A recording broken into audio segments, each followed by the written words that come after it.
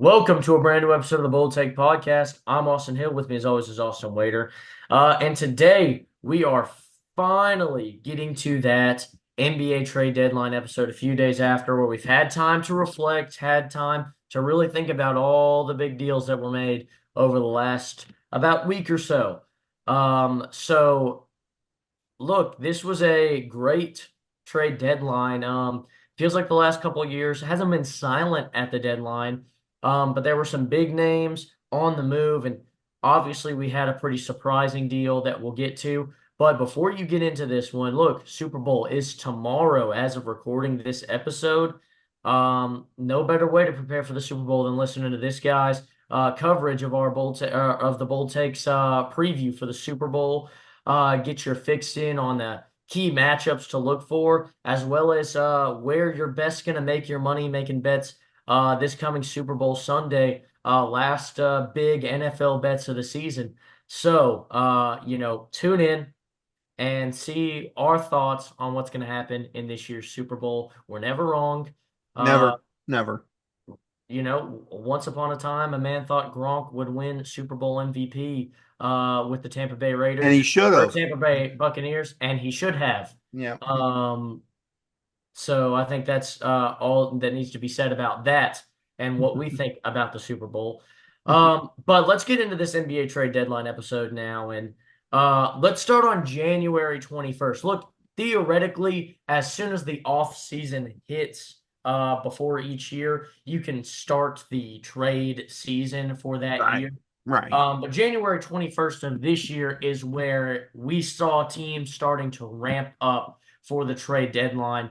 And that deal was the Suns and the Jazz making a pick swap where the Suns got the least favorable in 2025, 2027, and 2029 of Cleveland, Minnesota, and Utah.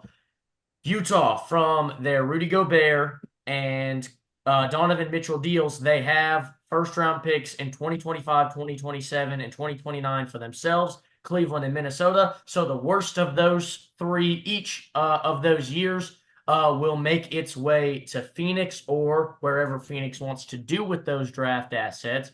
Which could really be valuable. You think about the Jazz in a rebuild, and so those picks could potentially be really, really good for the Jazz. Uh, and then if Cleveland and Minnesota happen to slip up a little bit more than that, we're talking about probably lottery picks in those, next 6 years or whatever. Um, but in return, the Jazz receive Phoenix's first round pick in 2031.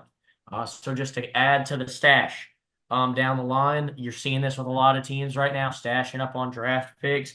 And Utah, obviously, like we just talked about with the least favorables, they're no stranger in the last few years to stashing up on this. But obviously, the big thing to get out of this was Phoenix was gearing up to make a big move and a big pursuit to try and flip these first round picks. My thought is, this is really the only pick that the Suns had to offer. And this is really all Utah could get out of it, but it still feels like it feels like more of a one-sided deal. We're talking about you're giving up three first-round picks no matter where these picks end up, and in return you're getting one first-round pick. In theory, Phoenix could be past its prime. You think about Devin Booker going to be entering his 30s around this time, if he's not already in his 30s by then. And then Kevin Durant could be out of the league by 2031. So this pick could be valuable, but still, you think about where Utah is over the next however many years and where Cleveland and Minnesota could end up in that time span. It feels like you're giving up almost certainly three lottery picks, in my opinion, or close to it, for maybe one lottery pick. Maybe. I mean, my whole thought as soon as I saw the trade was, oh, they're going to get Jimmy Butler. Okay, Yeah. cool. That's what they did with this move. That was my only instinct whenever I saw it, but obviously we'll get to it. Their plans, I think, at the deadline did not go as they thought they would, and Kevin Durant's feelings were hurt a bit by the deadline, getting talked about getting traded. Like I said, Devin Booker's getting in his 30s. Bradley Beal, I mean, nobody wants that contract. I mean, nobody does. And then you got Kevin Durant go along with it. I mean, I will be shocked come start of next season if Kevin Durant's still in Phoenix. I would be very, very surprised. I think Devin Booker will still be there and they'll try to rebuild the roster around him, but I think you'll see some major shakeup this offseason. Yeah, I'm with you. Look, we're going to come into an offseason where, look, not a lot of people are going to want that Bradley Beal contract. But now when we get into the offseason where you have less roster restrictions and because the season's not going on, you have more time. You don't have to match up those salaries bit by bit because you'll be able to try and dump contracts in the offseason with more trades and such. In season, you could play a game that night. So you got to have those salaries matching up. But now, yeah, when we get into the offseason, I think they'll be able to find somewhere to go with Bradley Beal. Like you said, I think Kevin Durant will be gone too. These picks, I think, have become more valuable when we look at the rest of the offseason that they've had because they still have them. And if this team ends up shipping off a Kevin Durant and a Bradley Beal, whether you end up building around Devin Booker for, one last push in his career before maybe you ship him off or he retires, they've put themselves in a prime spot with assets, especially when you look at what they gave up to get Chris Paul, what they gave up to get Kevin Durant. They've set themselves up to do or to make a big move. If Kevin Durant decides he wants to say move on from Bradley Beal, maybe use some of those draft picks in a big swap that gets you somebody else, and somebody will be more likely to take that Beal contract. But I think it gives them actually a lot of flexibility to do whatever they see is best this coming off season. Yeah, and I would say that the Suns would be open for rebuild, but their new owner, I can't tell you his name, but he likes to be aggressive. He's kind of been a all in kind of Yeah. guy. So to me, if he's trading Bradley Beal or Kevin Durant this offseason, it won't be for picks, or if it is, they'll get a superstar along with it to pair with Devin Booker. I'm saying he's not the kind of guy I think that will just give up and will just give up and be like, we're gonna just have Devin Booker do his thing this year and kind of tank. No, they'll go after more pieces with those moves in the offseason. Yeah, absolutely. I'm completely with you there. But look, we get to February 1st, and look, this is going to be, I would call this the trade deadline of the Utah Jazz. They are incorporated in a lot of deals. They had the cap flexibility to help take on maybe some more undesirable contracts, and in return, all they're asking for is, hey, give us a second round pick. Hey, give us some cash considerations to help us pay for this. This is what we're talking about. Look, you look at the way the Thunder did it, and this is kind of the new game plan for a lot of teams with rebuild. And I have to say, I like the way the Jazz went. Look, they've got some pieces that they're happy with, that they're ready to build around, and getting these draft picks and having as many chances in the draft to hit and get the right guys. I think Utah had a fun trade deadline. If I'm a Jazz fan, I'd be excited about kind of what I saw here because we have the Jazz and Clippers make a deal. Clippers get Drew Eubanks and Patty Mills to boost some of that bench depth, get some better contributors. Get rid of Mo Bamba, who just has not had an effect over the last few years in the NBA, and PJ Tucker, who just has not meshed with those Clippers players like they wanted him to. He played on those Rockets teams with James Harden, but he just doesn't have the same fit for the Clippers. And as well, the Jazz got a 2030 second round pick in cash considerations. Look, I think this is a big move for the Clippers to have somebody off the bench who can facilitate the offense in Patrick Mills, as well as just an extra shooter. Another guy you can come in, and if James Harden's on the field or on the court handling the ball, he's a guy that can sit in the corner and get some jump shots off. Drew Eubanks has really proven his versatility the last couple of years, I think, being a solid bench piece down low. So I like this trade for both sides. Yeah, I think it's a fair deal for both sides there. The Clippers just looking for some more depth, but like you said, the Jazz, I mean, we know what Danny Ainge is capable of. We saw what he did in Boston. We saw what he did when he did the Rudy Gobert and Donovan Mitchell trades. We know what he wanted to do with those situations. And like I said, he's just waiting for those right pieces to hit. And the one thing I give Danny Ainge credit for, once those pieces start to hit, he will make moves very quickly to make the roster quick or compete very fast. So if they hit on something in the draft or this offseason and they're like, this guy's incredible, we can build around, we can win now, I think you'll see a lot of those picks used to maybe go and trade, get some better pieces on that team, and get good competition. With Danny Ainge, it's all about the long game. Yeah, if you want to look at what Danny Ainge is capable of, look at the current Boston Celtics roster. This Celtics roster is built on either picks that Danny Ainge acquired, Jaylen Brown, Jason Tatum are the two big ones. Both Nets picks from the Paul Pierce, Kevin Garnett trade, still having ramifications we talk about for the Boston Celtics. Those are still the faces of this team. And then you talk about other pieces that have been acquired via what Danny Ainge has done. The Marcus Smart deal that moved Marcus Smart and brought in Kristaps Porzingis. Marcus Smart, a product of a Danny Ainge draft and picks he acquired. Same thing with Drew Holiday. Robert Williams, another guy that was picked by Danny Ainge with a pick that Danny Ainge had acquired via a trade. So you look at where they are, you can thank Danny Ainge for it and why they're a competitor right now in these. So yes, I think absolutely there's the vision for Danny Ainge, and we know what he's capable of, setting a team up in the long run like he's done for the Boston Celtics. Still got his fingerprints all over that team. Then on February 2nd, we had some jaw-dropping action here. Two massive trades here. One that, we were just waiting for it to happen. And two, this other one. You wonder why some guys don't have a job at Nike anymore.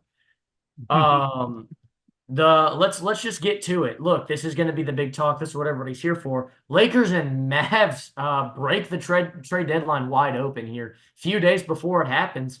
But the Lakers get Luka, Maxi Kleber, and Markieff Morris. Look, these are obviously you know what you're getting in Luka. You don't have to hype that up. Maxi Kleber, solid contributions down low, great defender, and Markieff Morris, one of those solid. Him and Marcus Morris, solid defenders. Just guys that are going to go and get you good minutes. Hard-nosed enforcers, really.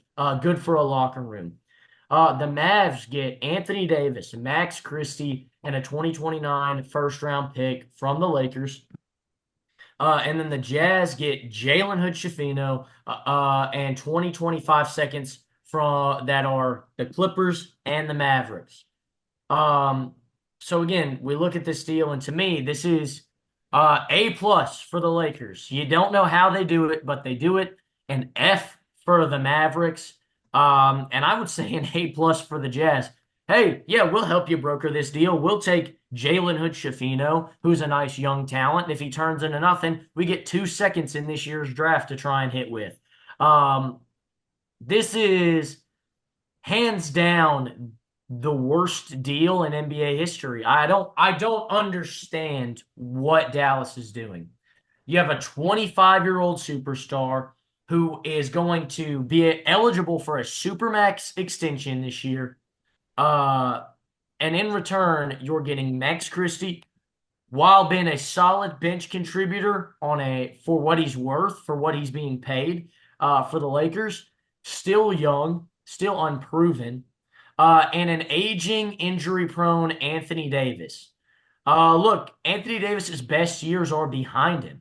I'm not saying Anthony Davis doesn't have another 5 to 6 years in the NBA, but he doesn't have 5 to 6 All-NBA seasons left in him. He doesn't have any more first-team All-NBA seasons in him. He doesn't have another first-year, first-team defensive team. He just doesn't. That's not the Anthony Davis we have anymore. He's going to be a solid presence down low. He cannot space the floor anymore. His biggest asset right now is that he should play center. And this team is loaded with centers, and they didn't do anything to relieve that pressure. This is look, if this was 2013 and Anthony Davis and Kyrie Irving were the last two number one picks in the NBA over the last 2 years, this is jaw-dropping. How did the Mavericks do it? But let's just face it, these guys are nearing their mid-30s. They don't have long left. And Luka was the life force of this team. He drugged this team to an NBA final. Well, I won't say drugged because there were a lot of contributors, but he was the Western Conference Finals MVP. He was the only reason they were in this in the NBA Finals last year. And to ship him off because he's quote-unquote not conditioned – I don't know. I don't know, 3 straight All-NBA first teams doesn't say unconditioned. And you want to talk about consistency and being on the court and being there for your team. When's the last time Anthony Davis played 70 games in a season? When's the last time he played 60? It doesn't make any sense. You talk about a stupid, boneheaded move. If this team misses the playoffs, Jason Kidd's gone and Nico Harrison's gone. If not, this is an unserious franchise, and go ahead and call it wraps for the next 10 years for the Mavericks. This is unbelievably, this is just a stupid deal. And look, I can't even be mad at the Lakers. Why would you not do this? They didn't cheat. They didn't make this phone call. The Mavericks called them. This is a no-brainer. If you really wanted to get rid of Luka that bad, how do you not make a phone call somewhere else? This is just jaw-droppingly disgusting. The Thunder could have given you 100 draft picks for the next 10 years and solid young pieces to compete now, and instead you traded it for Anthony Davis. You're unserious and you do not deserve a place in the NBA. No wonder you don't work at Nike anymore, and you will be blacklisted from the NBA when you miss the playoffs this year. It just makes no sense. Okay, how do I follow that? Wow. I'm still trying to wrap my brain around this. So, let me set up the scenario in my mind. It's Saturday night after Calipari took care of Kentucky. I'm, happy about that. I'm excited. Totally out of nowhere, Kentucky. Who's your daddy? Um, but as far as it goes with the trade, I remember I got the notification and I had to make sure. Okay, that's the number one. If the first thing people assume whenever that trade gets broke is that Shams got hacked, that's not a good look for you, buddy. If No. that is the first thought of everyone, instead of saying, "Wow, what a shocking deal," it's he must have gotten hacked. There's no way this is real. Um, yeah, and I get the worry about with Jason Kidd, but they didn't even. I learned they didn't even bother telling Jason Kidd about the deal. Yeah, I know, but I mean, Jason Kidd, if you're going to come out and defend this move, I know it's, not great PR to come out and say my GM's an idiot, but in a yeah, move like this, if you come out and say we were looking to go a different way, when you lob yourself in with that and say we, your head is as much on the chopping yeah. block. I think that's fair. But I mean, looking at it as a whole in the trade, I look at it like you said. If I'm the Lakers, and the Mavericks were the ones that approached the Lakers about this deal. My whole thinking, number one, if you really wanted to trade Luka, and that's, if you think that's best for the franchise, and you think that's best for the franchise, fine. I'm not saying that is or not, but if that's what you think, fine. Why do you not market this a week before the deadline? And Why make a would you deal on not? February 6th. Yeah, like De'Aaron Fox, the Kings said we're open to trading De'Aaron Fox, like way before the trade deadline even occurred. Just letting everyone know, hey, we're willing to take offers. You say that about Luka, you could have so many different counter offers to make your deal better. Like if at the end of the day you wanted to trade him to the Lakers, that is fine. But you could have countered, like let's say, and this is hypothetical, what I'm not saying. Let's say the Orlando Magic are a team that wants Luka, and the Lakers are really wanting to get in on the Luka sweepstakes. You could be like, well, you say you're gonna give Luka, but the Magic are giving me a young point guard, Anthony Black, and draft picks. So I'm gonna need you to match that offer. Or else the Orlando Magic are gonna get, like just work. And again, that's my whole thing in there. If you want to trade Luka, fine. You could have done it better than this instead of waiting around, only going to Rob Plinka and the Lakers. And his whole statement about defense wins championships. Look, I get defense is important. It absolutely is. But you do not trade a 25-year-old superstar in the NBA for defense. That's not what you make the trade for. That's and like I said, if I'm the Lakers in this deal, if I got a phone call that offered me Luka Doncic, I'd be stupid not to talk this through. You would be the biggest morons on the face of the planet if you didn't want this deal to happen. So, but I mean, as a whole, for the current season right now for the Mavericks, do I think this helps them? I mean, you wonder if it does. Anthony Davis has said he wanted to play power forward more, and he wanted the Lakers to go get a center to play so that he could run the four. They technically got a center. It was after he was gone, Yeah. but he's playing the four. Gafford at the five. He likes they got Kyrie, Klay Thompson. I'm assuming PJ Washington's coming off the bench because I really don't know if he can play the three for the Mavericks, which is not bad on the bench. So for this season, I think it still keeps them as contenders. I think for this season, but as far as the future goes, like 3, 4 years down the line, you're looking at Anthony Davis, who, in my opinion, I think he has 3, 4 years max left of decent production. You're looking at Kyrie, who could leave this summer. You've got Klay Thompson, who's literally just a shooter at this point and nothing else. Who's going to be your star when all those guys leave? Derek Lively? PJ Washington? No, no. And, it's just, it's a deal that I still scratch my head about because, again, they could have marketed it so much better to get better assets for Luka if you really want to trade him. And not only that, you know what you just did with doing this deal? We were talking. One thing I talked about with David Green on our show was, LeBron. Everyone wonders how much longer does LeBron have left. Anthony Davis is getting older. Anthony Davis really can't carry this franchise. You just gave the Lakers, a team in the Western Conference with you, a staple for them for the next decade. A 25-year-old superstar who Rob Pelinka, his job's safe. He ain't going nowhere for a long time. And I want to give credit to Rob Pelinka. We've been critical in the past. The man had a good deadline. I'll just say it like that. We've Yeah, been he critical on he him. took the hand he was dealt and turned it into a full house. Yeah, but I mean, you look at this. You got the Lakers. You've got a 25-year-old superstar, and that no matter what happens to LeBron in the offseason, you still have something to build around your franchise for a long, long time. So the Lakers are set for the future for the next 10 plus years. They could just bring in pieces, find the right pieces for Luka, and they could go out and win NBA titles with him for the next decade because people love playing in LA. People love playing with Luka. I mean, the Mavericks players, I think, can say for a fact that they love playing with Luka. It's just so bad for Dallas now. Again, do I think this year, for this one season, could this help them? Probably. It could give them more front court depth if you really wanted to kind of clear space, between, having Kyrie be the sole point guard of the team. Then that's what you want to do for this one season, fine. But as far as the future goes, I mean, you'll be regretting the steal. And I mean, there's literal funerals held outside the arena. I mean, they were worried today for their game against the Rockets, which I'll give Anthony Davis credit. From what I've seen, he played well. There were literally people. There's literally reports of death threats to the Nico Harrison, the Mavericks GM. People were literally threatening him and wanting to kill him. They have security at his house 24/7 now because of this deal. And I mean, I think even with his whole defensive mindset, he has to be thinking to himself, sitting in this house with security outside, was this really worth it? Was it really worth it to make this deal with all that's happening here? And I kind of feel bad for him because do I think a man should receive death threats for making an NBA trade? Yes, No.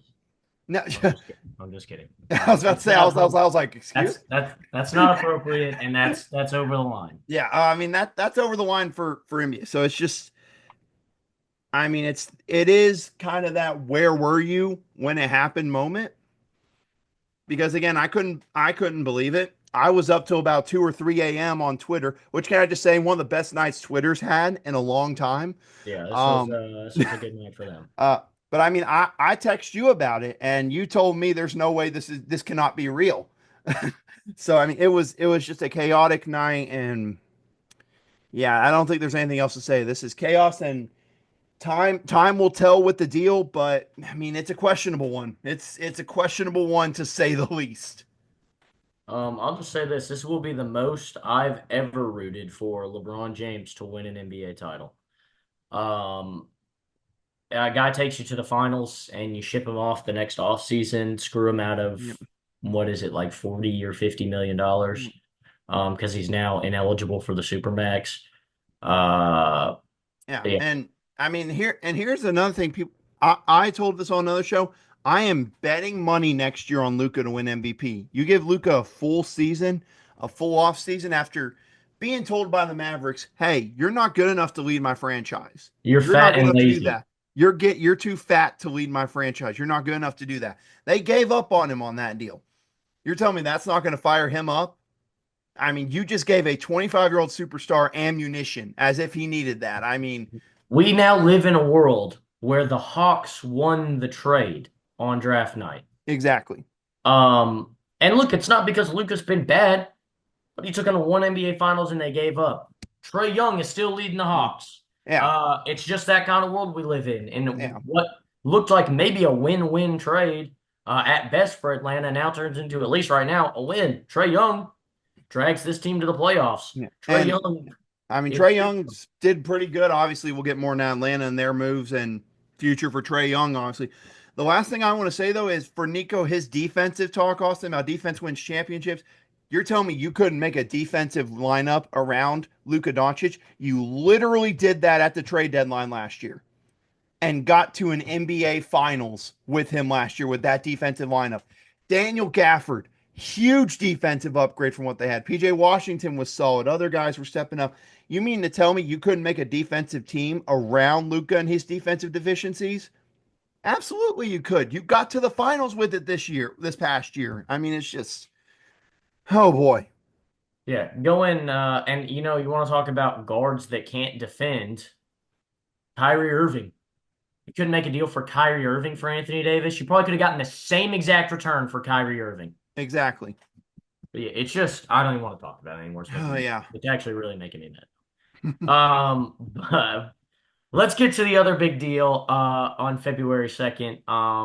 And this one, like I said, had been advertised for a while. The Kings and the Spurs make the second big splash of the day, obviously later in the afternoon. But the Spurs receive De'Aaron Fox and Jordan McLaughlin. The Kings get Zach LaVine, City Sissoko, a 25 first round pick, lottery protected via Charlotte, 2027 first round pick from San Antonio, 2031 first round pick from Minnesota, 2025 second round pick from Chicago, 2028 second round pick from Denver, and 2028 second round pick, which was their own that they sent off in the Harrison Barnes deal. Uh, and the Bulls in all this get Kevin Herter, Zach Collins, Trey Jones, and their 2025 first round pick that they sent away in the DeMar DeRozan sign and trade. Look, when we look at this deal, Spurs talk about an upgrade. Adding De'Aaron Fox to this team, getting him to play with Chris Paul. They'll share a backcourt at least this year. We'll see what happens with Chris Paul's future. I think they'd like to keep him around a little bit. Um, but talk about a perfect guy to help continue to mold De'Aaron Fox in his career. I mean, that's the perfect. He's like a younger Chris Paul, maybe a Yeah. little bit more athletic, but Chris Paul is a gritty defender, a great passer, a pretty good scorer. So I like this pairing. Kings get Zach LaVine, so they get to try and stay competitive this year while raking in on draft picks. Really, the biggest loser in this deal is Chicago Bulls. All they can muster up is about $1 billion in salary from Kevin Herter, Zach Collins, and Trey Jones, um, and their own first round pick. So we've turned Zach LaVine, DeMar DeRozan, and Alex Caruso into Josh Giddey and our own first round pick. Not good.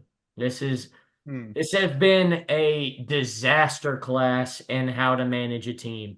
We're talking about what 2 years ago, the Knicks offering Quentin Grimes and two first round picks, and I believe Emmanuel Quickly for Zach LaVine to going and just getting really no first round picks because I don't know if anybody knows this. Bulls pick was protected top 10. Yeah. So, and it looks like they're going to get a top 10 pick. So really, all you did was guarantee that if you somehow get to the bottom of the lottery or into the play-in, that you still get to keep your pick. Yeah. Austin, I don't want to interrupt you, but we were just No, talking about we were talking about Anthony Davis and you wonder about his availability. Guess yeah. who just went to the locker room with a non-contact injury? Swear. It doesn't look like a severe injury, but he literally went to the locker room like 3 minutes ago. The biggest issue is that it's non-contact. You never know with a non-contact injury, but Yeah. But no, I wanted to bring that. But listen, as far as this trade goes, the Bulls, I mean, we'll say the Spurs fleeced both teams. And so you mean to tell me that number one, let's say that 2025 first round pick from Charlotte, that's lottery protected. Sacramento ain't getting that pick. Charlotte Yeah. ain't making the playoffs. That's not happening there. 2027 with the Spurs, that one's interesting because that'll probably be the time they'll have to re-sign De'Aaron Fox and Wemby. So I'll say maybe holding that one for now. And then 2031 with the Timberwolves, that one could be interesting because you don't know what Anthony Edwards' future will be in Minnesota. But you mean to tell me that you didn't have to give up the three cores of Stephon Castle, Devin Vassell, Jeremy Shohan to go along with to pair Wemby? Basically, think about this, Austin. The Spurs with this deal can test out a future lineup of De'Aaron Fox, Wemby, and those three guys I just mentioned. And I'm not saying if those that might not be the lineup that works out for the future for the Spurs to be successful, but the fact from this deal that they still have all those core guys and they can make have it play out on the court and ultimately determine it, that is huge for them. And Yeah. that's huge. That's huge. Yeah, I believe 9 of their last 13 first round picks are still on the roster, something like that. And they only gave Um, up one of their first round picks in the future, 2027. Besides that, they still have their first round picks. And they had the Atlanta Hawks pick this year and next year. People forget. They're going to have a top 10 pick. yeah, what I was actually meaning by that is that of their last 13 first round picks that they've made, they still have 9 of them on the roster. Yeah, I mean, So, I mean, like you said, they get to keep all those young guys. They get to keep testing the waters with who's going to work and who. I mean, you think about a guy that they took in the first round, like Blake Wesley, uh-huh. who's a freak athlete, and they get to continue to experiment with him. How is nobody asking for that I mean, in this yeah. deal? To A me, guy who yeah, barely plays. if I'm the Kings, I would have been like, I'll do this deal if you give me the Atlanta Hawks pick this year. You give Yeah. me the Atlanta Hawks pick, I'll make that deal whatsoever. And then I'd be like, well, that's a good deal for Sacramento. They're going to get a top 10 pick out of this deal. That's a good deal. As for the Kings, and I mean no disrespect when I say this, Austin, it's nothing against the recent Bulls. This is literally Chicago West, it feels like, with Sacramento Kings. Yeah, Levine and DeRozan. And now I've seen people critiquing that they say that these two guys can't work well together. They can. They can. It just takes up a lot of opportunities from everybody else. Sabonis's production, at least on the offensive end, is going to go down. Malik Monk's production on the offensive end is going to go down. That's the big thing here. Look, these guys did a lot together scoring the ball, but they cannot play defense. And it's going to take down a lot of offensive production from everybody else. And if that's the game plan you're willing to roll with, I suppose so. But you're going to need a defensive point guard. That was really the key to this team a few years ago, as we've seen from what they did, minus Lonzo Ball. I think so. And I mean, the big thing, let's talk about Fox and Wemby duo is going to be tough to figure out. I mean, you imagine, Austin, you got De'Aaron Fox attacking baseline, and you have to make the decision between giving up a wide open dunk to Victor Wembanyama or 3-point shot or letting De'Aaron Fox attack the basket as creative as he is, as athletic as he is. I mean, it's pick your poison pretty much. And the only thing I worry about is De'Aaron Fox obviously isn't the greatest shooter in the world. He's a decent shooter. But at the same time, when Wemby's able to pull up from half court and drain it, that's not going to be an issue. So I think this is a great deal for the Spurs. I can't wait to see it. Kings, I'm not sure. In the Bulls, I mean, like you said, they didn't really turn those guys into many big assets for the future or draft picks. I mean, the only positive I take away is no matter how the season plays, they got control of their pick. So no matter what. Yeah, I try to look at the positives. We'll have control of our pick. Herter's a 2 year deal. Collins is a 2 year deal, and Trey Jones is up after this season. So it's basically it'll be once Trey Jones is gone this offseason, if we decide to let him walk, we'll already have gotten rid of a big chunk of that Levine contract. And then Herter will definitely be somebody you could flip for something this offseason with his contribution shooting. And then who knows with Zach Collins. Yeah. Uh, I don't hate Zach Collins. I just wish he wasn't making almost $20 million Right. a year. I mean, it's just a Um, bad contract to yeah. go. I mean, it's just not good. So sorry, Zach Collins. Hey, you ball out this year, I'll buy a jersey this offseason. Um, then we get to February 4th. Not much happened here on February 4th. The Mavs basically settling into getting rid of youth, getting some veterans, and trying to capitalize on the playoff window that was this big, you couldn't even see it in my camera, and now it's like this big, your championship window. Yeah. So they're trying to capitalize on that now and make it like this big. And they do that by getting Caleb Martin, or yeah, Caleb Martin, great addition. But they get rid of Quentin Grimes, who's a little bit younger, and their own, and they give the Sixers back their 2025 second round pick. So all in all, in this, you're getting a guy who's just got a little bit more experience, and is a little bit more of a consistent contributor. And the Sixers get a guy who's on a cheaper deal. He's younger, has room to grow, in what could be, a reset kind of offseason. Yeah, I mean, it's just more defense. Nico wanted more defense. He's going to get it. Like you said, their window to win, which I think they still have a shot at, is this season. And depending on what happens next season, because a lot can happen in a regular season in the NBA, maybe next year. After that, yeah, it's done. So if you're going to go all in and get more defense, and that's what you want to go with, then by all means do it. And I think that's what they did here. Don't even get me started on the Sixers. I'll go on a full 30-minute rant about why I hate Joel Embiid and why they should have traded him this past offseason instead of keeping him around. Yeah, but February 5th, we'll talk a little bit more about Joel Embiid and the Sixers here. Um, Sixers offload some salary. One thing I liked about this offseason for the Sixers, they've embraced that maybe they'll have to make some seismic changes this offseason, whether that's part ways with Joel Embiid or they did a lot of freeing up money at this deadline, maybe to build a more consistent bench and round out the starting lineup a little bit better. But I like kind of some of the moves they made here. Sixers, all they got in this deal, cash considerations. Hey, that'll help you out big time. Yeah. And that relieves some of the pressure of the salaries this year. And they dumped an $8 million salary here. Pistons get KJ Martin, a 2027 second round pick from Milwaukee, and a 2031 second round pick from Dallas. So I like this deal for the Sixers. I like this deal for the Pistons. Hey, we'll eat a little bit extra salary, give us some second round picks. And the Sixers say, hey, we get rid of a contract we don't really want. That's going to be here for the next couple of years.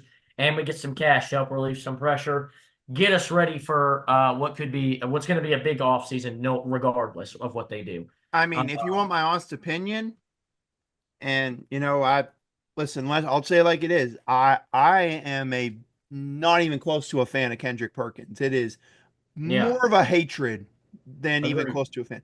Um, and he says some stupid stuff all the time. Like he said he was the leader in Oklahoma City during the trade deadline, and I'm like, that's not even remotely close to true. You were the reason they had to trade James Harden away because of Yeah, you.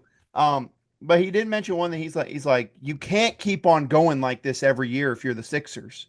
You can't keep on saying, well, we'll have a full healthy MB next year, and then next year comes around and it doesn't happen. You need to move on from it. And also, Paul George has barely played. What was the point of signing him this offseason? I mean, I really think both of those guys could be gone. I said it in the offseason, and I say by now, you trade those guys for assets and you build this roster around Tyrese Maxey. We have seen how good he is and how young he is. Build around him. yeah, I couldn't agree more there. Then we have Boston open up a roster spot, maybe for this buyout bonanza, trademark pending, um, coming up here in the next few days. Celtics get a 2031 second round pick that is going to be top 55 protected. Uh, and then in return, Houston's going to get Jaden Springer and a 2030 second round pick. Um, Look, Houston gets a little younger in the backcourt. And the Celtics get a second round pick and a roster spot to add what could be another solid player coming into the buyout market here in the next few days. Yeah, we'll see. I mean, we already had one domino fall in the buyout market earlier today. So, I mean, who knows what else is going to fall in whenever it comes to that. But yeah, that's the whole point of this deal. That was the only point. Yeah. Uh,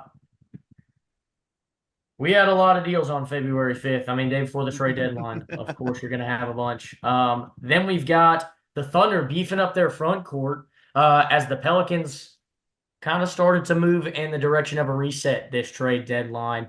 Uh, and in that deal, the Thunder got Daniel Tice and a 2030 second round pick, and the Pelicans got cash considerations. Look, this was plain and simple. We're not competing like we thought we were this year, so we're going to get rid of Daniel Tice, who's a solid contributor and a solid veteran, and a second round pick, and get some cap relief with these cap considerations. And with the Thunder, hey, we're a little bit undersized. Let's go and get ourselves a solid contributing big man and add another pick to the pile. Or we're on the pile. Man, Sam Presti loves his draft picks. I mean, what can we say there? But no, New Orleans. I mean, we'll get to their big move in here in just a second. But I mean, it's not looking good for the future in New Orleans. I really don't know what the future is in New Orleans. It's not good. I can't even I don't know anymore either. I thought they had an idea of maybe what they were gonna do and threw that out the window, so who knows?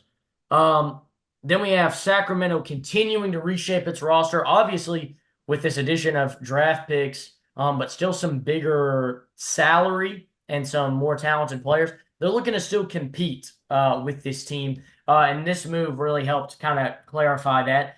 The Kings get Jonas Valanciunas. This was a guy that we knew was going to move at this deadline. The Wizards signed him pretty much to move him at the deadline. He was just a signing that's like, hey, this is a solid veteran center. We'll let him play really, really good for us for the first half of the season, and then he'll get us either some young players, some draft picks, or a combination of the two. Uh, and in that, the Wizards get Sissoko from the De'Aaron Fox deal, a 2028 second rounder from Denver, and then a 2029 second rounder from Sacramento. So look, picks, young guys, good for the Wizards. And the Kings add some depth in that front court, a veteran player who's no stranger to playoff runs to help this team gear up and try and make these playoffs. Yeah, and you really wonder, they're going to make a playoff push this year. You wonder what happens after this year because keep in mind, I mean, they got to make a coaching hire. People forget Mike Brown got fired from that. So, um, I really don't know if that was the right move. That's just my It opinion on wasn't. it. Yeah, I really don't think it was. But you wonder what the off season's like there after trading away De'Aaron Fox. So we shall see. But yeah, it's clear they're trying to make one last push here. Yeah. Then the Wizards continue to stay active as the Bucks try make a seismic move to try and respark the playoff fire in this team and try and rise back to that status of championship contenders. The Bucks get Kyle Kuzma, Patrick Baldwin, Jericho Sims, and a second round pick to be named later.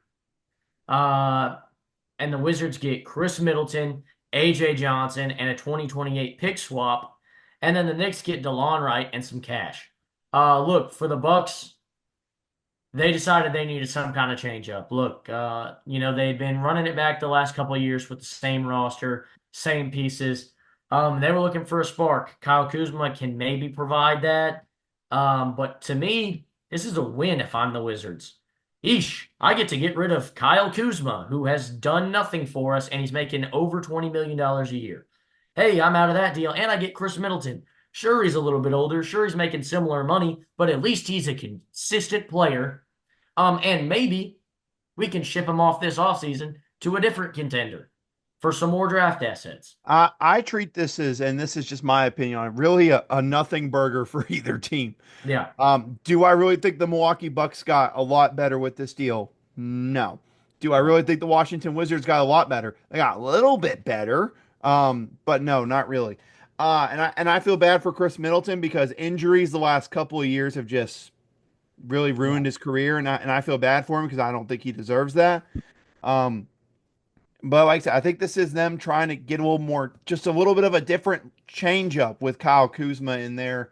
Um, it's an interesting move. Again, I know how much Milwaukee fans loved Chris Middleton, so we'll see if it works out for Milwaukee. And you wonder, I mean, this is something we keep on pondering at, but I mean, what's the future if this Damian Lillard move doesn't work out for Milwaukee? How much longer till you say, maybe we just need a fresh start and we need to, Giannis, as terrific of a player as he is for Milwaukee, you wonder what the future leads there if they start having success this year or next year with the guys that they have.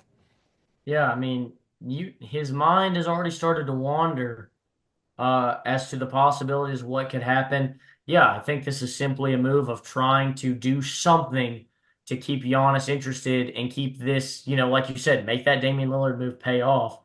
and then kind of go from there.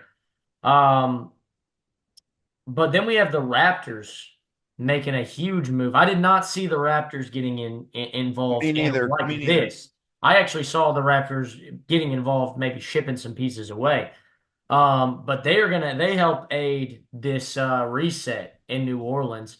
They get Brandon Ingram for Bruce Brown, Kelly Olynyk, a 2025 second round pick, and a 2026 first round pick from Indiana. This kind of makes me wonder what's going on, but well, for New Orleans, this kind of answers a lot of questions. Hmm. This team's looking to start dumping some salary and turn in a new direction with or without Zion Williamson. Um, but it's clear that Brandon Ingram's not part of that future anymore. I'm honestly surprised we didn't see CJ McCollum move at this deadline too, Same. just because it seems like that's where this team is headed.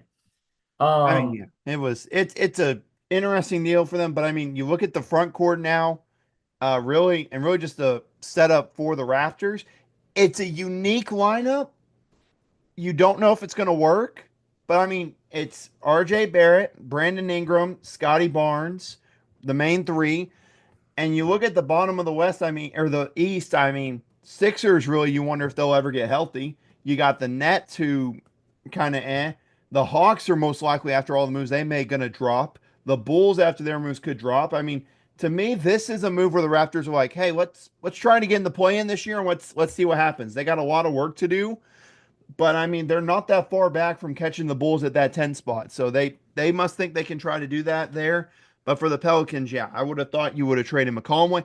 I really thought they would have considered moves for Zion. If you're yeah, really wanting to just blow it all up, you can't trade DeJounte Murray, obviously, because he suffered the season ending injury. But I mean, this is just not a good look for New Orleans. A rebuild in the middle of kind of a rebuild, dare I say.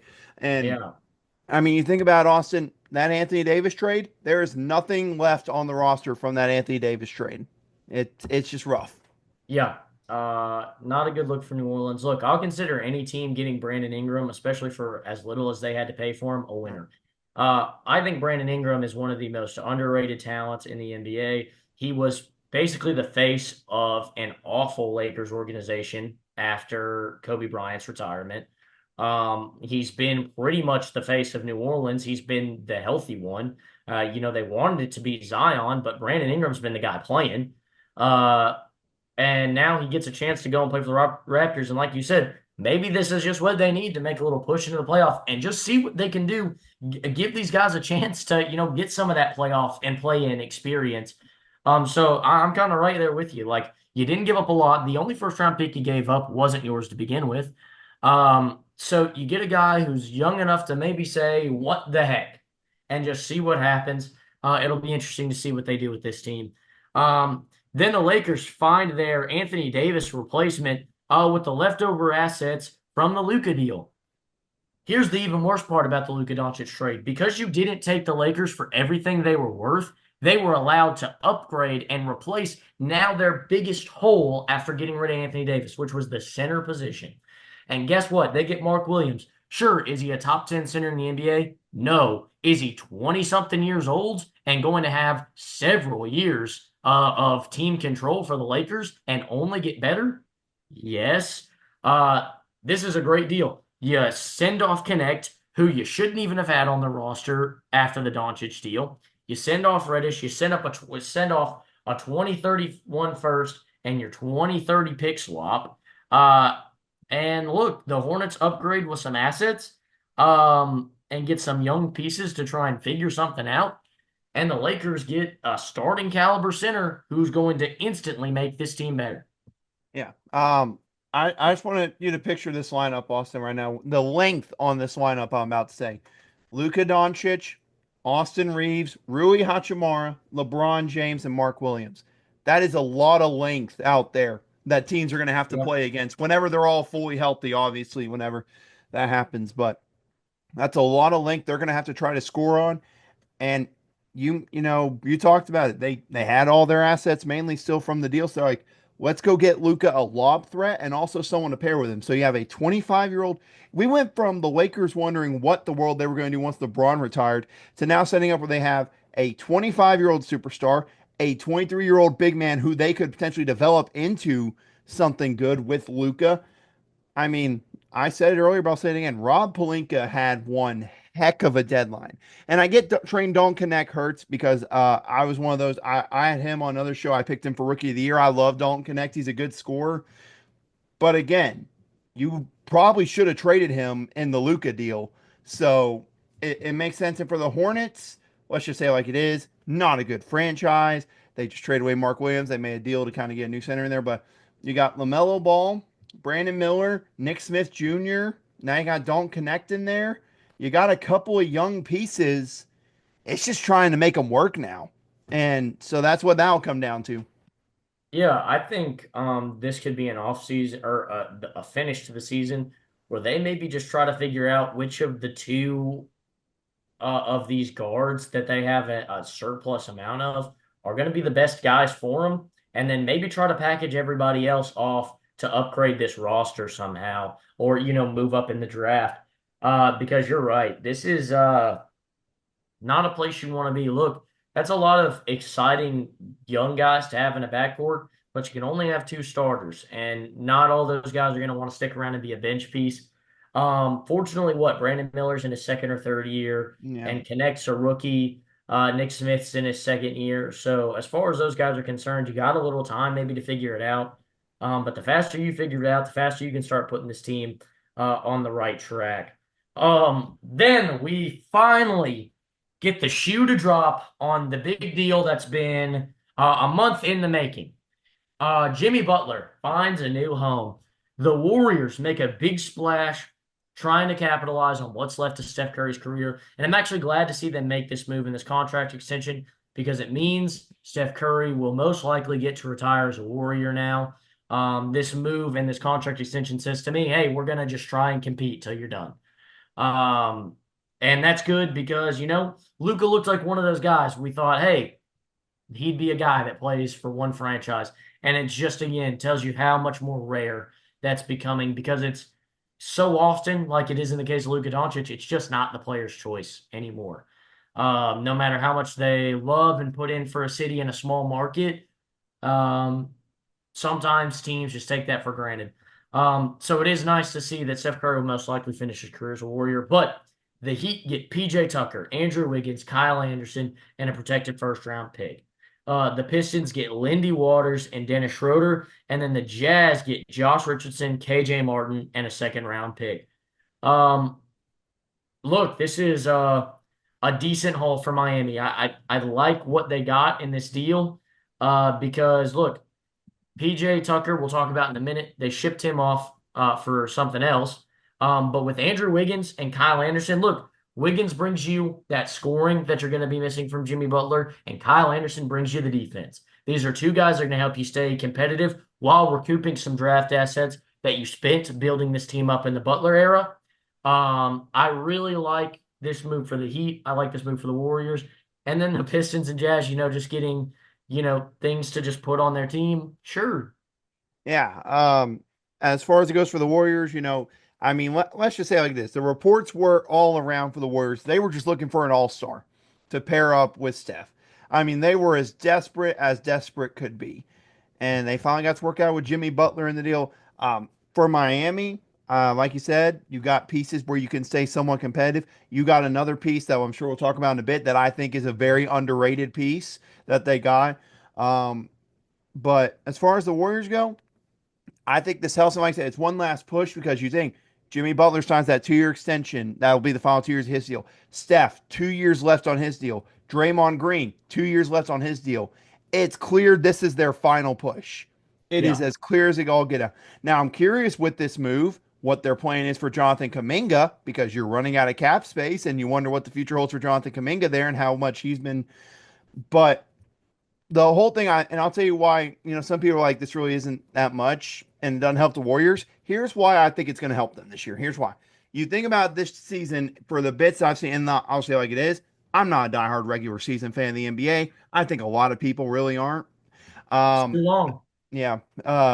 But Steph has struggled offensively, getting open looks. they've been he's probably been double teamed more this season and these last 2 years than he has been his entire career. And just hard. I mean, there's games he's not even scoring points in the first half, Austin, because defenses are so focused on him. Now you bring in Jimmy Butler. Defenses have to respect Jimmy Butler and his ability. And now that's going to give Steph some freaking breathing room where, and I hope this leads to them using Steph like they used to, with him running around, not having to run the offense himself, having someone like Jimmy Butler to pair with them. I think is good for Steph, and that could lead to success for the Warriors. I think that's key word. I think Jimmy Butler and Draymond Green in the same locker room. Gosh, I would love to see some mic'd up audio between those two in the locker room after a loss. That would be, as they say, cinema. But Yes. I think this move in the next 2 years for Miami or for Golden State, I think is good because I think it gives Steph someone who, when in doubt, defense is so focused on him, and Jimmy Butler's got one-on-one opportunities, he can take advantage of it, and someone who we know very well will rise when needed in the postseason if they can make it. So I think it's good for them, and I think it's good for Miami. Look, I think this is getting what play was for the Warriors, minus the 3-point shooting. Jimmy's not as good of a 3-point shooter, but he adds that scoring element, maybe even probably a higher level scorer than Klay Thompson. And he brings that defense. Now, you don't have to scramble. Who's going to guard the best ball handler on the floor? That used to be Klay Thompson's job, and Curry got the other guy. Now that'll be Jimmy Butler's job. He's going to get the guy that brings the ball up the floor every game. And Steph Curry's going to be able to take a break. And, it's not going to be easy. Defending in the NBA is not easy. Nobody's just a snooze. But he's going to get the easier of the two guys, and he's going to be able to take a step back. I agree with you. I think we're going to see a little bit of a return to form for Steph Curry after this deal. But let's take us to February 6th, the last day, our NBA official trade deadline. Um, and kicking it off bright and early was the Sixers adding some draft capital and adding some young talent. The Sixers get Jared Butler, a 2027 second round pick, most favorable of Golden State and Phoenix, 2028 second round pick via Golden State, 2030 second round pick, most favorable of Phoenix and Portland, and a 2030 second round pick via Washington. The Wizards get Reggie Jackson, a 2026 first round pick, less favorable of Oklahoma City and Houston, and the Clippers. And if that ends up being Houston as the less favorable, it has to fall between 5 and 30. So that means really for them not to get this pick, it would have to Houston, these teams would all have to land in the top five, and Houston would have to have the worst pick of them all, and then that pick would be protected. So, not going to be too much of a long shot there for the Wizards to get that pick next year, I especially mean, with all this three of this those. deal is solely for, I think, just to clear some space. And Reggie Jackson's going to be on the buyout market. It's who's going to pick Yeah, him up and buy out Bonanza. That's the whole point of this deal. Jared Butler's not bad for some younger depth for the Sixers. But I mean, this move was really makes it's like Reggie Jackson's like, look, I want to play for a new contender. You guys clearly aren't trying. Get me out of here. Let's go play for a new contender. That's the whole point of this deal. absolutely. Um, then we've got the Heat continuing to shape a competitive roster post Jimmy Butler. The Heat get Davion Mitchell, one of the brightest young defensive guards in the NBA. And the Raptors get PJ Tucker, a 2026 second round pick from the Lakers, and cash. Look, this one works both ways. Heat get some point guard depth, some great defense to add, a good young player. And the Raptors get PJ Tucker, who has a history with the Raptors already, competed on those DeRozan, Lowry led teams. He's going to add defense. He's going to be a veteran leader, like we talked about earlier. Help this team maybe make a push for the playoffs. And then you add some draft capital and some cash. For me, I meant to touch on this when we were talking about the Kings and De'Aaron Fox earlier, but seeing Davion Mitchell reminds me. Look, just 3 years ago, this team crowded its point guard room with Mm-hmm. Tyrese Halliburton, De'Aaron Fox, and Davion Mitchell. And I said it then. I don't dislike Davion Mitchell. But why on earth are you crowding a point guard room where eventually you're going to have to choose one of these guys? And then they chose the oldest one, and he said, I don't want to be here anymore because we can't You fired the coach that got us to the playoffs.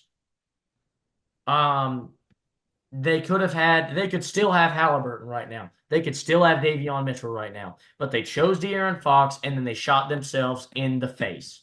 I don't understand it. Um, Good for the Heat getting Davion Mitchell, but another little rant there. I just remembered about the Kings and their mishandling of their point guard position and their draft picks that could have been anybody else. Yeah. I think personally, I think the Tyrese Halliburton deal was a phenomenal one. If you Yeah, want my honest opinion, um, man, but I mean, that's all. I mean, that's a fair point. They had those three guys and they chose the Aaron Fox over them, trying to pair up Demontes Sabonis with him. That was the whole point. But for the Heat, I love this getting a young point guard so that Tyler Hero does not have to run the point guard position for this offense. agreed. Tyler Hero, he's a good scorer and all that. He should not be running point guard. He needs to be in the two guard spot where he's been, where Duncan Robinson has fallen off a freaking cliff pretty much. Yeah, So yeah, they need him at the two, Davion Mitchell one, but I mean that's a solid lineup, especially let's not forget Khalil Ware, Little Rock, Arkansas native, let's just say like yeah, that. You pair him and Bam, that to me the lineup, Davion Mitchell, Tyler Hero, Andrew Wiggins, and then obviously you could try to pair Bam and Khalil Ware together, get one on the run to four. That's not a bad lineup. That's a no, tough defensive lineup. That's tough to yeah. go against. That's going to be fun to watch. Two, what? It's going to be 6'10" and 7 foot down low. And Bam can guard pretty much any position, Yep. and stretch the floor. You got Andrew Wiggins, who's going to give you fits with his scoring, and he's going to get a lot more opportunities. Tyler Harrow, all-star this year. Uh, Great. It has really had a big year. And then Davion Mitchell is going to give you fits. I tell you what, I like if I'm Davion Mitchell, I like where I am right now. This is the best situation you've been in your entire career. And also the Heat as a whole. I mean, they're dealing with the whole Jimmy Butler fiasco all the time. Now you're walking out with this lineup. You're like, I'll take this. This isn't bad. And plus, you don't have to hear Jimmy Butler complain and groan and have to deal with that saga. That's all gone. I mean, I'm intrigued to see what Miami does the rest of the season, what they do, because this could be fun now that all that drama is out of the organization. I agree. It's certainly going to be fun to see where this goes. Um, Then we have the Suns finally offloading Yusuf Nurkic. This was a saga on par with the Jimmy Butler. Probably would have been if Yusuf Nurkic was on the same kind of contract that Jimmy Butler was. But reports of him and Mike Budenholzer not talking to each other in months, just nonsense. Um, Hornets get Yusuf Nurkic and a 2026 first round pick. Probably that pick that came over from the Utah Jazz. We talked about earlier for Phoenix. And then the Suns get Cody Martin, Vasily Micic, and a 2026 second round pick. Look, add a little more bench depth, help this team try and be competitive. And for the Hornets, you get a new center that's a veteran. Who knows? I like Yusuf Nurkic personally.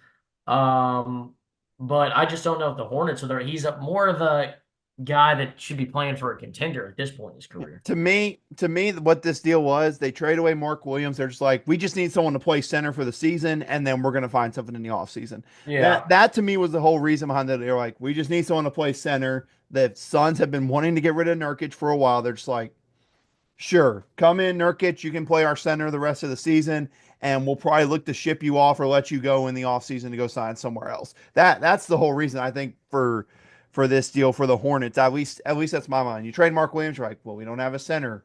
Nurkic, why not? Yeah. Then we have Cleveland bulking up on the defensive end. I really like this move for the Cavaliers. Cavs get DeAndre Hunter, and the Hawks get Karis LeVert, Georges Niang, 3 seconds, and two future first round pick swaps. Um, Look, this is plain and simple for the Cleveland Cavaliers. Look, our backcourt, when we committed to Darius Garland as the point guard and brought in Donovan Mitchell, we gave up on our defensive point guard and Colin Sexton. We brought in Isaac Okoro, and he's been good. But let's bring in another guy who can help the defense on the perimeter defense on this team. And that's what they get in DeAndre Hunter, a guy who has really proven himself as a talented defender. He's going to go out and still help you on the scoring end. I really like this move for Cleveland to try and stay competitive. Look, you're undersized kind of with that backcourt. It's like 6'3" and 6'4". But they're talented scorers that you want to have on your team, that you built your team around. So go out and get some defense that's going to help you down the stretch in the playoffs, playing with some of these, star power, maybe bigger teams. So I like this move. And for the Hawks, I really don't hate this move either. Get you some more picks. Clearly, after the DeJounte Murray mess didn't work out last year, you let him go. You're starting to let some pieces go that open the door for you. Hey, we can rebuild this team with or without Trae Young. Personally, I think it should be with. Trae Young's been a bright spot on this team.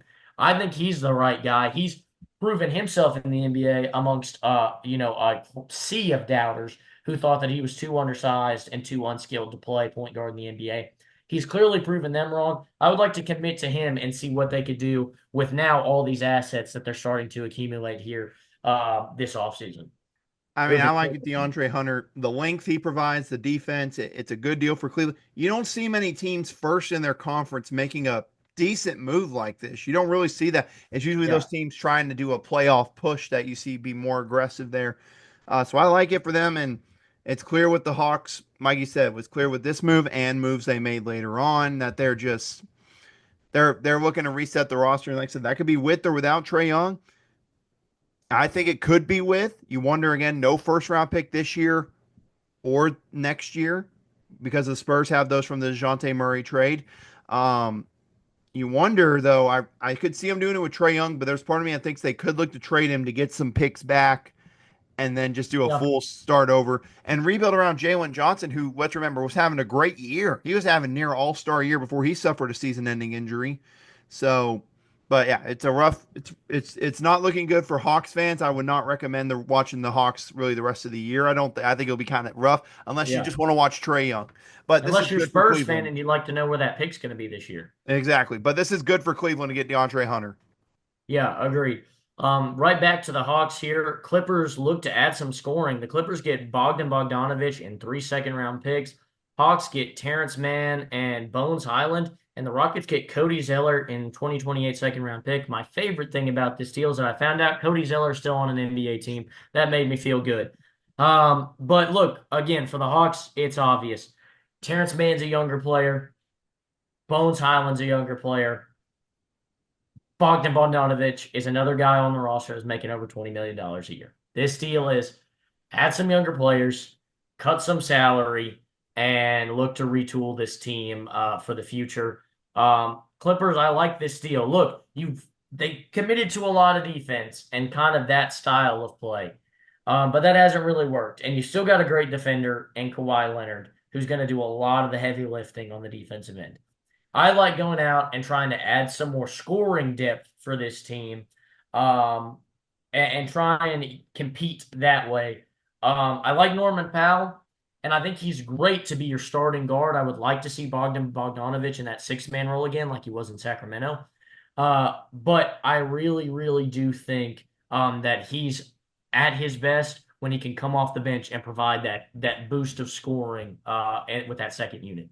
Yeah, it's nothing against Terrence Mann and Bones Highland. I enjoy watching them, but the scoring they bring is just it's not the Yeah. greatest. And this move gives you more scoring. It makes sense.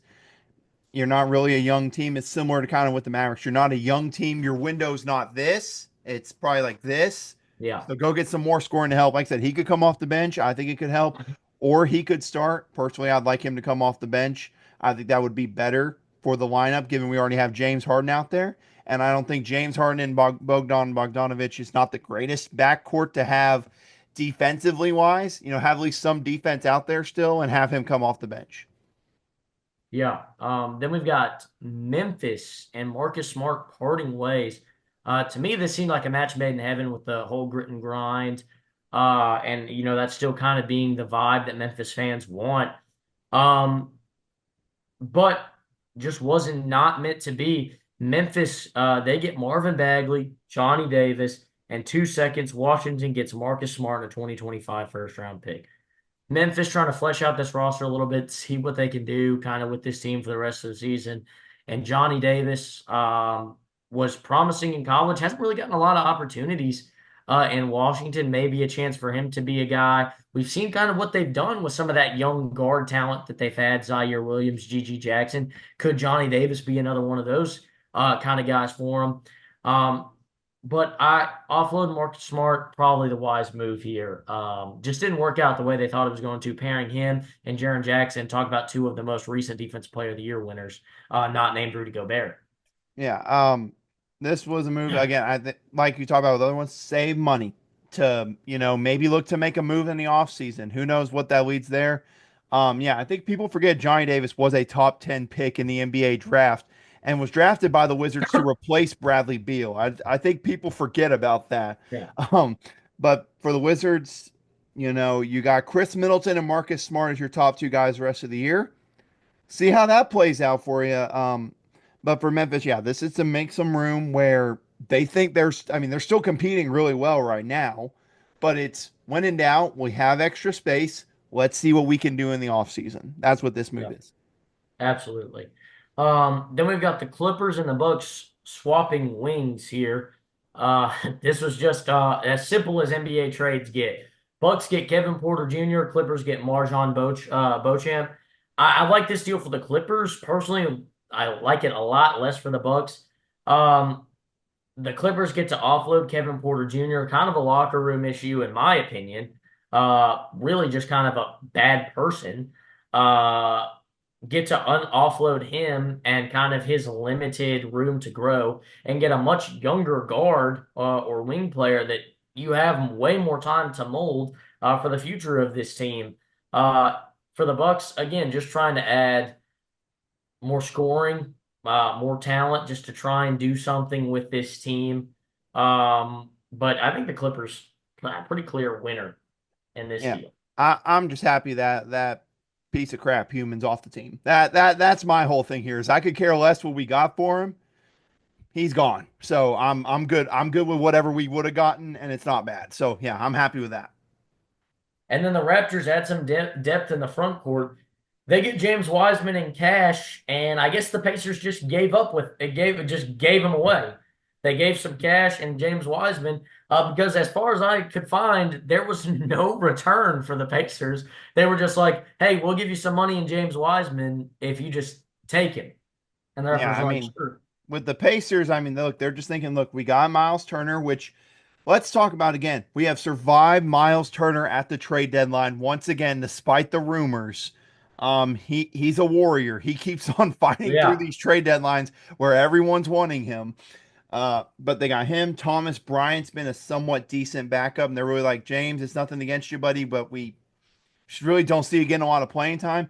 You're going to the Raptors, who are, like we talked about with the Brandon Ingram deal, trying to create just some sort of core there. And I mean, and I feel bad for James Wiseman. I think he got a bad start to his career. It hasn't led to anything good happening. I'm hoping he can revive it in Toronto because I mean it's such a weird lineup in Toronto that they're just looking for pieces to step up. So it's not bad, but he wasn't going to play for the Pacers, so they were just like, yeah, well, just give us money and you can have him. I like honestly when we talk about the Raptors and kind of what they look like right now. I kind of like the length I and know. potential lineup. You're talking about Emmanuel Quickly, R.J. Barrett, Brandon Ingram, Scotty Barnes, James Wiseman, or Chris Boucher at center. That's not I bad. mean, look, it may not win an NBA championship, but it's long and athletic. I'm just saying, this is. I don't hate this roster. I actually No, would really like this roster with the Raptors. Why not? Like we've been saying, why not with this team? A lot of the teams around you in the standings in the East right now made a clear shift to go this way in the standings. And you've got a lot of guys on the roster that it's like, hey, why not try to go this way while everybody else is going this way? I I don't know what this team could do. I'm not going to say that this team's going to be a contender if they make the playoffs, but I think this is going to be a fun lineup to watch, and it's going to be very, very tough to play against this team. We're talking about a long team, a lot of good defenders, and a lot of guys that can stretch the floor. It's not going to be easy playing against the Toronto Raptors. I wish Nick Nurse was still coaching this team because Same. he loved these lengthy, long lineups. This would be right up his alley. I think so. And I mean, like I said, I don't know what it's going to be. They're 16 and 36. Like I said, the Nets really aren't nothing. The Sixers, clearly, who knows what's going to happen there. But even with that, you got the Hawks, who clearly made a statement with their moves. You got the Bulls, who trade away another key piece. Um, this is, yeah, why not? Why not try to make a push for the play? And I will say, if they get that 8 seed in round one, them versus the Cavs would be an interesting matchup, I think. I think that could be an interesting matchup. Probably would be the lowest scoring playoff series we've seen in a Oh, yeah. long time. Oh, absolutely. But I think it could be entertaining because, I agree. again, yeah, the one thing I say about the NBA, look, like I said, I'm not a big regular season fan. The postseason, defense is going to win you a lot, and that length helps out. And I love watching NBA, when they're going all out because let's say it, these are the best basketball players in the world. It's when they have something to play for on the line in the postseason. That's when it's the most fun to watch. And so I can't wait for it. And I hope to see because that would be a fun defensive series. Yeah, absolutely. Look, my big thing with the NBA defense is not as important as it should be with the way the game's kind of designed at the NBA level. Just watching college basketball last night, it was a blast. I watched St. John's and UConn. That was a great That was an game if you didn't awesome game. watch it. How about Rick Um, Pitino? Woo. but yeah, Rick Pitino. But something that I just loved watching that game. 10 minutes left in the game, and Rick Pitino's running a full court press because that's what you do in college basketball. Defense matters in college basketball. What? No, neither team got to 70 in No, the game. Defense matters. The looks you give them, zone, man, full court press, half court press. Um, I was thinking to myself, man, I would love to see an NBA team full court press for an entire NBA game, or an NBA team run at 3-2 or a 2-3 zone, just to try and give somebody a different look. But all you see is this half court man garbage until the fourth quarter if the game is close. It's just it's it. not fun to watch. It's not fun. No, it's like in the playoffs, even it's still not fun. Yeah. Look, I don't want to see teams who can't defend playing half court man. Get into a zone coverage and see what happens. Um, get into a full court press and put some pressure on some people. That's what swung the game for St. John's. Yep. That pressure started to have a huge effect on the way UConn brought the ball up the Points floor. off turnovers were Yeah, ridiculous in that game. The amount of times I was watching that game, like, oh, there goes St. John's on the fast break off turnover. Next possession, and the next one, and the next one. yeah. I mean, and that's something, being a Razorback fan, it's not been the best year in the world. It could change, depending on how the game goes tonight. Is being recorded on Saturday afternoon. But they play good defense. You watch, and I love the communication and defense. And, I mean, you watch me play. You know I'm a big defensive Yeah, guy. yeah, So I enjoy watching some good defense. So, but yeah, but I wish that as well for the NBA. But man, what a trade deadline, Austin. absolutely. This was a blast. As always, I like, even if nobody watched this video and listened to this podcast, I would still love doing this. Just being able to put together a list and look at all the deals that are made, and sit down here and talk about it is just a blast for me. So I hope it's a blast for you guys out there, just to listen to. Because I would say that it's hard work. It wasn't easy to do this. But I just like doing it. So I hope that somebody out there, this helps you kind of see the deals, and put it into a much more digestible space to listen to, as opposed to looking at on ESPN where it's hidden behind a paywall on ESPN Plus. Uh, We do this crap for free, for yeah. free. So look, it was a blast. I love talking about it. It shook up the NBA. It's going to make the second half of the season and the playoffs extremely exciting. And for teams like the Lakers, you've given yourself a whole new look on what the next, like you said, 10 years might look like in LA. But with all that being said, that's going to do it for us here at the Bold Take Podcast. That's Austin Wader. I'm Austin Hill, and we want to thank you for listening.